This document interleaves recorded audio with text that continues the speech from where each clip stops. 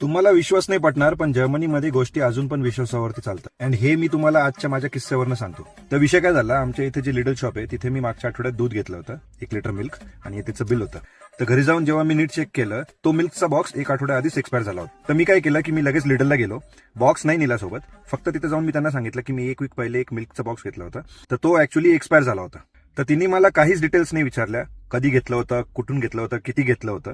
ती फक्त एवढंच मला बोलली, "Sie können einen neuen Milchpaket abholen und das wird nicht bezahlen." म्हणजे काय की तुम्ही फ्रीमध्ये एक मिल्कचं पॅकेट घेऊन जा आणि त्याचे पैसे सुद्धा देऊ नका. यायला मी एवढा विचार केला, म्हटलं मी जर हा किस्सा आपल्याकडे केला असता, मी काय बोललो असतो, दादा मी 5 लिटर दूध घेऊन गेलो होतो.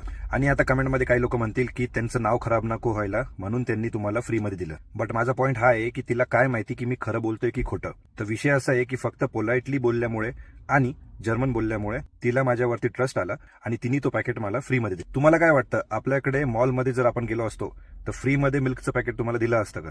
अशा किस्सा झाला.